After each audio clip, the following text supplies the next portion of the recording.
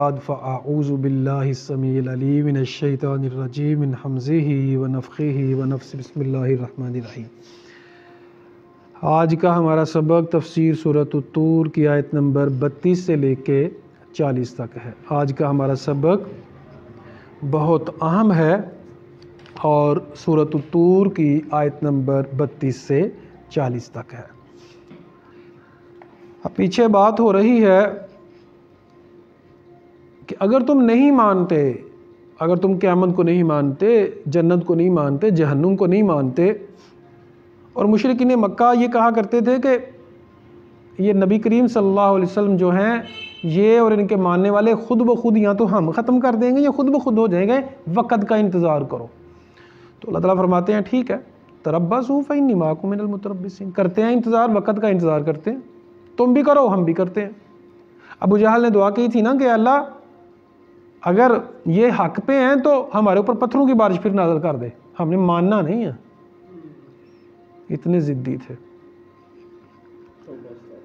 بہت سے گناہوں کی وجہ، ایک وجہ تکبر ہوتی ہے کہ انسان اپنے آپ کو کچھ سمجھتا ہے کہ میری کیا بات ہے، کوئی دوسرا مجھ سے کم تر ہے، اس لیے وہ حیثیت نہیں دیتا۔ آج گھروں کے گھر تباہ اس لیے ہو رہے ہیں، خاندانی زندگی، ازدواجی زندگی تباہ برباد اس لیے ہو رہی ہے کہ بیوی چاہتی ہے کہ میں حکومت کروں خامند پہ، خامند کا چاہتا ہے میں کروں، دونوں حکومت کے چکر میں، دونوں اپنی برتری کے چکر میں اپنا گھر برباد کر دیتے ہیں، اور پھر بچے رول جاتے ہیں، اور پھر کیا کچھ ہوتا ہے آپ لوگوں کو خوب پتہ ہے۔ یہ جو گلی محلے میں یہ گنڈا ٹائپ ہوتے ہیں نا لوگ، یہ جو شہروں میں یہ ڈاکو گنڈے اور انتہائی بگڑے ہوئے لوگ، ان کے پیچھے کہیں نہ کہیں کبھی نہ کبھی کوئی نہ کوئی ایسی وجہ ہوتی ہے۔ ظاہری بات ہے نا، پیچھے سے فرق پڑتا ہے۔ تو گناہوں میں سے اسی لیے سب سے بڑا گناہ ایک تو شرک ہے اور دوسرا تکبر ہے، اپنے آپ کو بڑا سمجھنا، اپنے آپ کو برتر سمجھنا۔ یہ انسان کے اس کے رچا بسا ہوا ہے۔ اسلام کے مطابق جو عمل کرتا ہے وہ اس کو پروان نہیں چڑھنے دیتا۔ تھوڑی سی میں آئی اس کو ختم کیا، میں آئی ختم کیا، اپنی وہ کوشش کرتا رہتا ہے کہ اپنے آپ کو بہتر کرے، بہتر کرے، بہتر کرے۔ میرے عزیز دوستوں، بزرگوں اور بھائیوں، خواتین و حضرات، اگر آپ لوگ اپنی بزنس لائف، خاندانی life, here and here after, دنیا اور دنیا کے بعد، اس ساری ایک پروسیس کو، سارے ایک آپ لوگ معاملات کو جو سٹیپ بائی سٹیپ ہماری زندگی ہے، اگر آپ سیف سائڈ پہ کھیلنا چاہتے ہو، اگر تو پھر تکبر نہیں کرنا، شرک نہیں کرنا، غلامی رب کی کرنی ہے، یہ بہت بڑی کامیابی ہے۔ تو اللہ تعالیٰ فرماتے ہیں کہ یہ جو تم الٹے الٹے کام کرتے ہو، ام تامرہم احلامہم، احلام کا حلم کی جمع ہے، عقل کو کہتے ہیں، کیا ان کو ان کی عقلیں اس کا حکم دیتی ہیں؟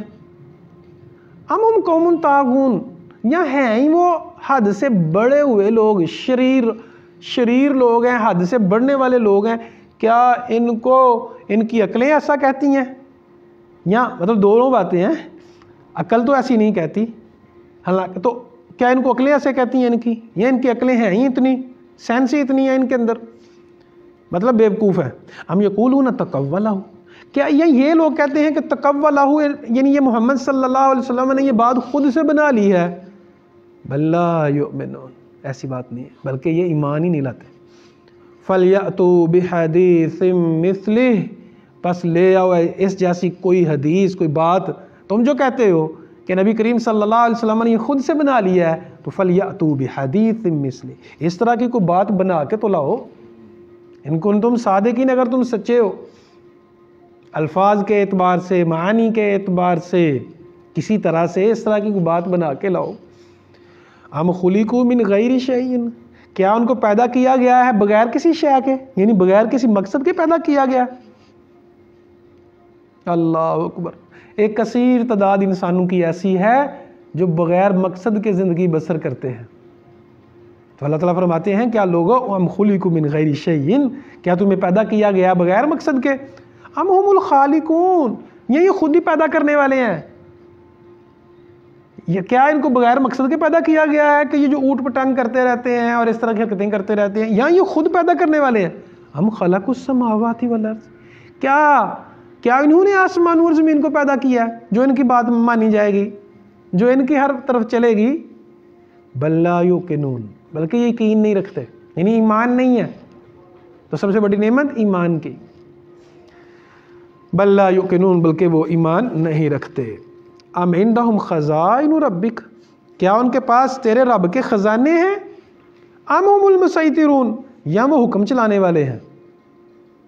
یعنی یہ سارے اختیارات یہ جو اتنا تکبر کر رہے ہیں یہ لوگ، کیا وجہ ہے؟ ام لہم سلم یستمعون فیہ، یا کیا ان کے پاس کوئی سیڑھی ہے کہ اوپر جا کے باتیں سن لیتے ہیں اللہ کی، کہ ان کو پتہ ہے یہ جو آپ کہتے ہیں جی ہم حق پہ ہیں، ہم صحیح کہہ رہے ہیں، تو کیا ان کو پتہ ہے؟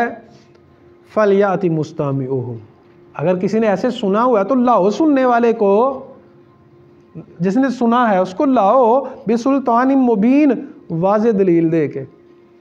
اس کو پوچھو، کوئی دلیل بھی تو ہو نا اس چیز کی. ام لہ البنات ولکم البنون، پھر یہ مشرکین مکہ کہتے تھے کہ یہ جو فرشتے ہیں نا یہ اللہ تعالیٰ کی بیٹیاں ہیں. تو یہ جو ایک طرف یہ مشرکین مکہ جو تھے وہ کیا کرتے تھے؟ بیٹوں کو پسند کرتے تھے، بیٹیوں کو پسند نہیں کرتے تھے. تو اللہ تعالیٰ فرماتے ہیں تم اپنے لیے تو بیٹے پسند کرتے ہو اور اللہ کے لیے بیٹیاں، تم بڑے عجیب لوگ ہو. یعنی یہ ایسا نہیں. ام لہ البنات، کیا تمہارے لیے تو بیٹیاں ہیں، اور ولکم البنون، اللہ کے لیے کیا بیٹیاں ہیں اور تمہارے لیے کیا بیٹے ہیں؟ ام تسألہم اجرا، یا آپ ان سے سوال کرتے ہیں پیسوں کا، اجر کا. فہم من مغرم مثقلون، تو وہ پیسوں کے بوجھ تلے دب کے مثقلون، بوجھل ہوئے جاتے ہیں. تو وہ دین پہ بات مانتے نہیں. آج سارے کا سارا سبق اس موضوع کے اوپر ہے کہ آخر لوگ دین کی طرف آتے کیوں نہیں ہیں. سب سے پہلے کہا کیا ان کی عقلیں ایسے کہتی ہیں؟ مطلب کیا عقل ان کی اس طرح کہتی ہے، یا کیا یہ ہیں ہی سرکش؟ تو بھائی یاد رکھو، یہ جو انسان ہے نا، انسان اگر حدود اور قیود کے اندر نہیں نہ رہتا تو اس سے بڑا کوئی درندہ نہیں ہے. اور اگر کوئی حدود اور قیود کے اندر رہے تو فرشتوں سے افضل ہے. یاد رکھو، یہ جو کبھی کبھی ہمیں محسوس ہوتا ہے نا، او یہ پابندی ہے میرے اوپر، ہو میں یہ کام نہیں کر سکتا، یہ بہت بڑی رب کی نعمت ہوتی ہے. آپ کے سر پہ اگر ماں باپ کا سایہ جو آپ کو منع کرتے ہیں انج نہ کیتا کرو، ایسے نہ کیا کریں، آپ کے بڑے، آپ کے اوپر پابندیاں ہیں.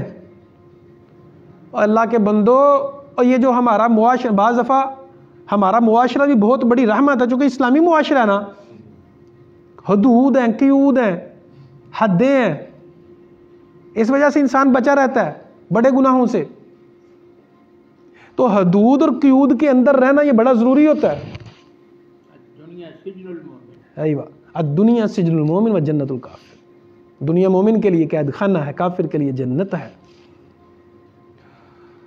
اللہ اکبر کبیرہ. تو آج کا سبق سارے کا سارا سوالات کے اوپر مبنی ہے. مختلف سوالات اللہ نے کیے. ام یقولون تقولہ، یا یہ کہتے ہیں کہ یہ قرآن حضور کی باتیں اپنی طرف سے. تو اگر حضور کی باتیں تو تم بھی بنا لو، اور تم بھی تو بنا لو نا کوئی ایسی بات. ام خلقوا من غیر شیء، کیا ان کی زندگی کوئی مقصد نہیں ہے؟ ام ہم الخالقون، یہ کو پیدا کرنے والے ہیں. یا یہ زمین و آسمان کیا انہوں نے بنائے ہیں؟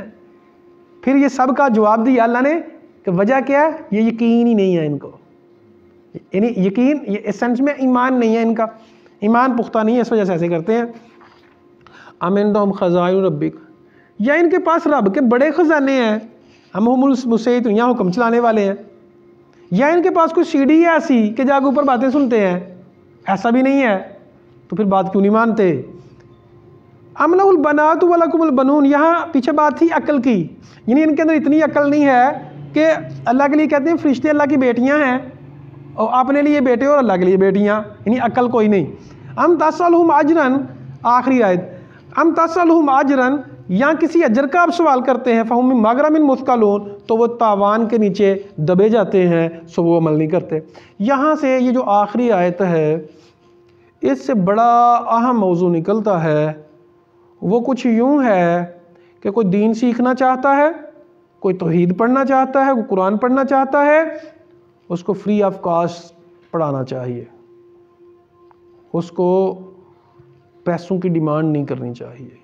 وجہ اللہ تعالیٰ کہہ رہے ہیں نا، کیا نبی کیا آپ ان سے پیسے مانگتے ہیں؟ تو اس وجہ سے یہ وہ نہیں آتے اس طرف. اس کا مطلب ہم نے حد الوسع کوشش کرنی ہے کہ کسی طرح بھی لوگ دین سے دور نہ ہوں، کسی طرح سے کوئی دین سمجھ لے، چاہے فری میں ہو، مطلب کوئی بات نہیں. کیا ہے مقصد؟ پیسہ تو نہیں نا، پیسہ کمانے کے لیے اور تھوڑے ہیں بھائی. آپ لوہے کا کام کرو، کپڑے کا کام کرو، سونے کا کام کرو، پانی کا کام کرو، ہیں. ایوہ یہ قرآن مجید بار ان اجریہ الا علی اللہ، یہ دین کا جو کام ہے نا جی، اس پر اجر اللہ کے اوپر. بڑی سمپل سی بات. کوئی آپ سے سیکھنا چاہتا ہے، آپ کی فیس نہیں بھر سکتا، کیا کرے؟ کیسے اللہ کو جواب دو گے؟ حضور کریم صلی اللہ علیہ وسلم نے،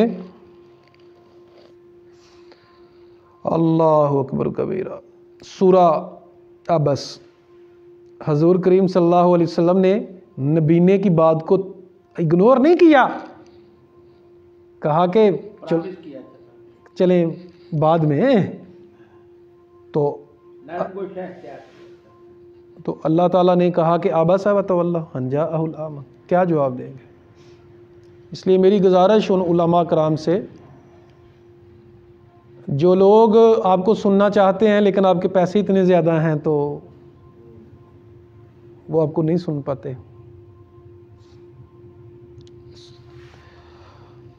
تو جو مساجد میں مثال کے طور پہ امام ہیں، خطیب ہیں، تو ان کا کیا مسئلہ ہے جی؟ کیا وہ جائز نہیں ہے؟ ان کو نیت یہ کرنی چاہیے کہ ہم سروسز جو پرووائڈ کر رہے ہیں نا، سروس، اس کے پیسے ہیں صرف ڈیوٹی، تو اس کے پیسے، یعنی ان کی یہ نیت نہ ہو کہ ہم چونکہ نماز پڑھاتے ہیں، ہم چونکہ قرآن پڑھاتے ہیں تو اس کے پیسے لے رہے ہیں. نہیں، وہ سروس کے پیسے لے رہے ہیں، وہ کوئی حرج کی بات نہیں ہے، جائز ہے.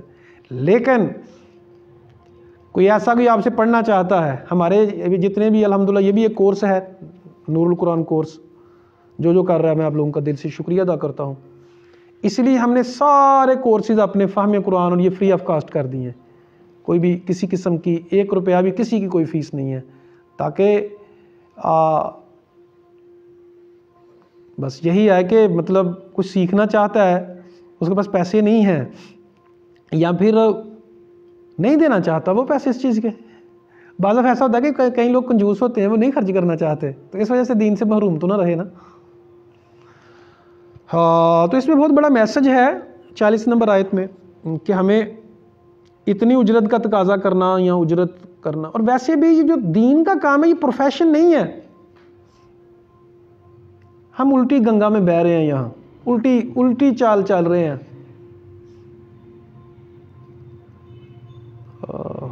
چلیں باتیں کافی ہیں، ٹائم ہمارے پاس کم ہے. بس بات یہ ہے کہ دین کا کام کر کے پیسوں کی ڈیمانڈ کرنا، اس میں کافی مسئلے ہیں. لوگ دے ہی نہیں سکتے پیسے. سورۃ الفاتحہ کو دم کیا حضور نے 25 بکریاں لی. 25 بکریاں کتنے کی بنتی ہیں؟ وہ ایک علیحدہ سی شرط تھی، کیوں تھا، کیسے تھا، یہ وہ ٹھیک ہے، وہ ایک علیحدہ بات ہے. اللہ تعالیٰ سے دعا ہے حق بات کو سمجھ کر اس پر عمل کرنے کی توفیق عطا فرمائے. اقول قولی ھذا استغفر اللہ لی ولکم ولسائر المسلمین.